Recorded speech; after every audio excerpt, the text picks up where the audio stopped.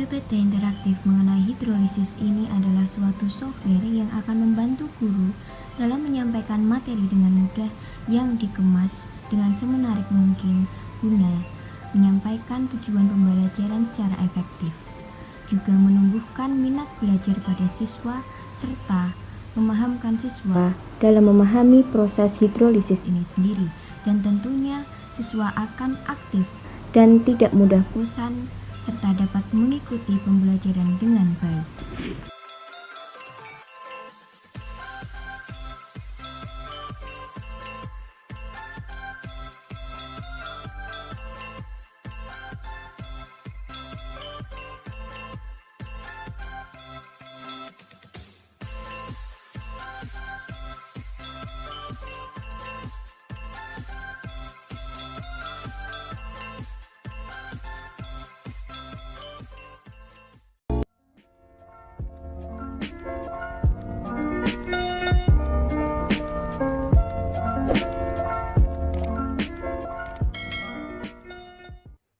Assalamualaikum warahmatullahi wabarakatuh. Waalaikumsalam warahmatullahi wabarakatuh. Selamat siang semuanya. Sudah siap untuk mengikuti pelajaran pada siang hari ini ya? Siap. Baik, sebelum kita mulai, marilah kita berdoa bersama. Berdoa mulai.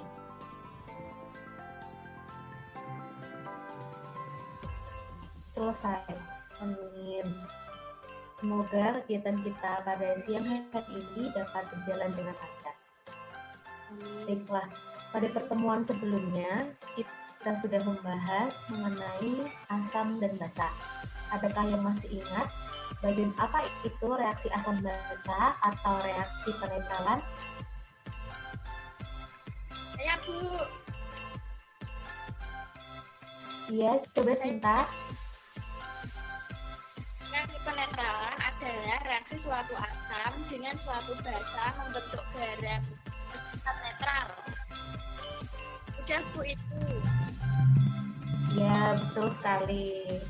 Sinta masih ingat ya. Lalu, adakah yang masih ingat besaran pH asam dan besaran pH basa? Masih. Coba Alfi bisa membantu menjawab. Ya, Bu. Di larutan asam itu memiliki pH 7. Nah, pH-nya itu di bawah 7 dan larutan basa itu pH-nya di atas 7. Ya, betul sekali Alfi. Pintar sekali ya. Baiklah, pada pertemuan kali ini kita akan membahas yaitu materi hidrolisis garam. Ibu akan share PPT-nya. Ya, Bu. Kita bisa melihatnya bersama ya. Bu.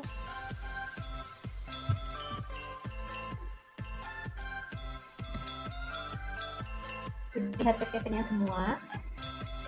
Sudah, Bu.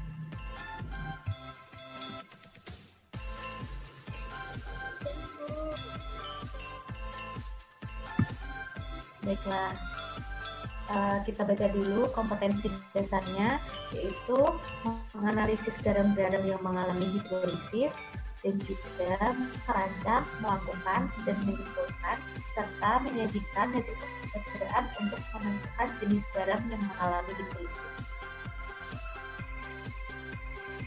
Pelajaran pada siang hari ini yaitu siswa mampu menjelaskan pengertian hidrolisis, jenis hidrolisis, serta reaksinya dengan kemudian yang kedua, siswa mampu berdasarkan perhitungan AB, H+, OH-, serta pada larutan garam, dan yang ketiga, siswa dalam melakukan pengujian sifat senyawa garam setelah melakukan percobaan tentang hidrolisis garam. Nah, selanjutnya ada hidrolisis. Nah, garam itu merupakan solid. Apabila garam ini dilarutkan maka akan mengalami penguraian menjadi komponen-komponen, yaitu kation dan anionnya. Nah, kemudian reaksi antara ion-ion tersebut dengan air akan membentuk H3O+ atau H+, atau bisa juga membentuk OH-. Nah, seperti yang kita lihat ya, hidrolisis ini berasal dari dua kata, yaitu hidro yang berarti air dan lisis yang berarti penguraian.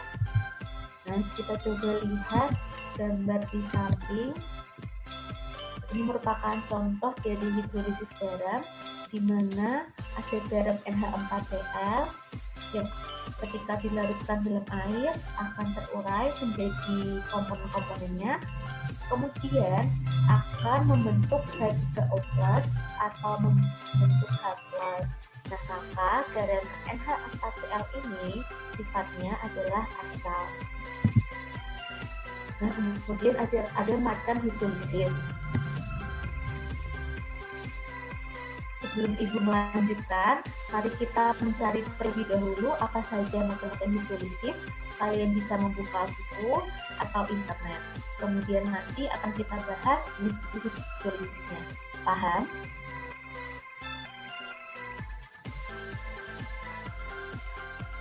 Dan kita aduk hingga rata. Sampai di sini paham ya? Paham.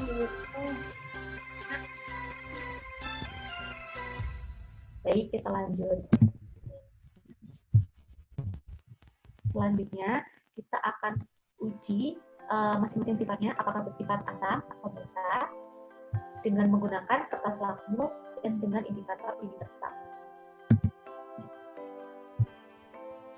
Nah, kemudian Ibu ada pertanyaan, apakah setiap senyawa yang terkandung terurai di ion-ionnya? Kalian bisa diskusikan ini bersama teman-teman kalian.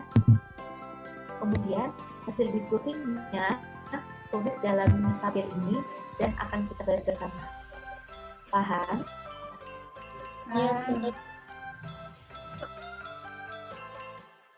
Bu, mau tanya. Bu, iya. Untuk waktunya berapa menit ya, Bu? Oh iya, untuk waktunya nanti Ibu kasih waktu selama 30 menit ya. Ya, boleh diskusi pakai grup WA kan, Bu? Iya, betul sekali. Kalian bisa berdiskusi dengan grup WA. Adakah yang ingin ditanyakan lagi? Tidak, Bu. Tidak, Bu. Makasih. Baiklah, 30 menit waktu mengerjakan dimulai dari sekarang ya. Selamat mengerjakan.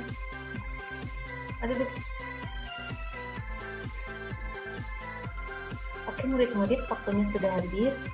Sudah selesaikah kalian berdiskusi? Sudah, Bu. Baiklah, untuk selanjutnya yaitu presentasi. Dimulai dari kelompok 1, kemudian siswa yang lainnya silakan bertanya. Oke? Oke, Bu. Silakan kelompok 1, Alda dan Sinta. Jadi, menurut ya, Bu, apa yang telah kami diskusikan, ini pada dengar suara kita? Iya. Tapi nggak ada gambarnya, Iya, nggak bisa. Jadi, pada gelas kimia 1, itu kan berisi larutan garam dapur. Lakmus merahnya itu tetap berwarna merah. Terus lakmus birunya kan tetap berwarna biru. Nah, ini tuh menunjukkan bahwa pH pada larutan garam tersebut itu netral. Terus pada gelas kimia yang kedua itu kan berisi pupuk. Nah, lakmus merah itu kan tetap berwarna merah. Kemudian lakmus birunya juga tetap berwarna biru. Hal ini menunjukkan bahwa pupuk itu pH-nya netral. Kemudian pada gelas kimia yang ketiga itu kan berisi pasta gigi. Nah, lakmus merah itu berubah menjadi warna biru dan lakmus biru itu tetap berwarna biru.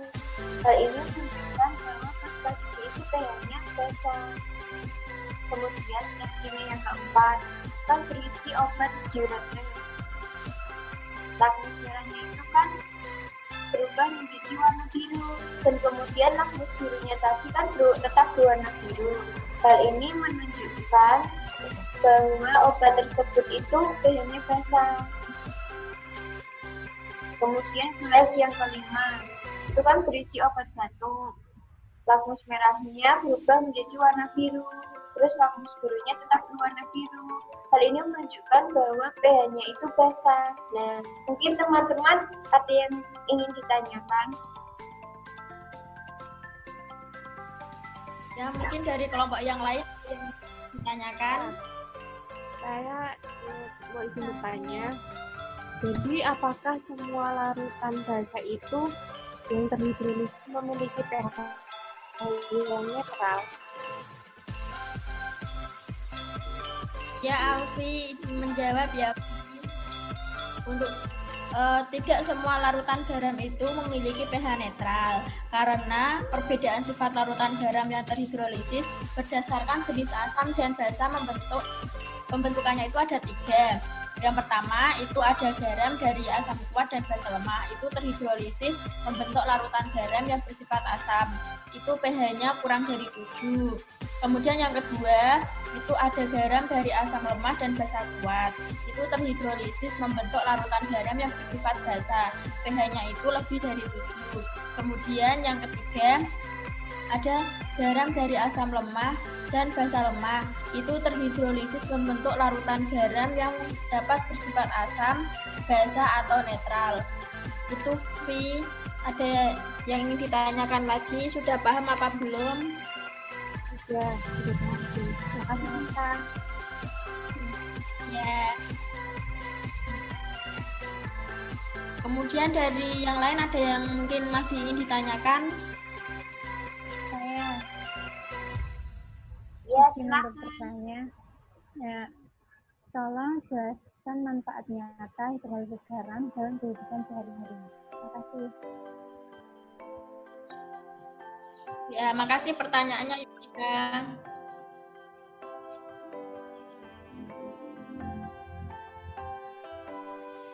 Jadi proses hidrolisis garam itu kan memiliki banyak sekali manfaat dalam kehidupan sehari-hari. Contohnya itu yang pertama garam amonium nitrat, NH4, NO3. Nah itu kan campuran yang sama juga asam kuat. Nah sehingga garam ini tuh bersifatnya tuh asam. Jadi amonium nitrat itu sendiri biasanya digunakan untuk alat kompres ini. Kemudian ada benzin atau monosodium glutamat (MSG). Nah itu merupakan garam yang bersifat basa. Nah MSG sendiri kan merupakan campuran dari asam lemak dan juga basa kuat. Biasanya dipakai ibu buat penyedap rasa. Terus ada campuran moluska. Itu tersusun oleh CaCO3 kali karbonat. Nah itu garamnya bersifat basa. Kemudian ada kalium nitrat KNO3, itu kan terbentuk dari asam kuat dan juga basa kuat. Nah, kalium nitrat ini biasanya digunakan sebagai pengawet dalam plastik kayak permen. Betul. Terima kasih. Terima kasih penjelasannya, Alfi. Bagus sekali ya diskusi kita pada siang hari ini. Apakah masih ada pertanyaan lainnya? Tidak, Bu.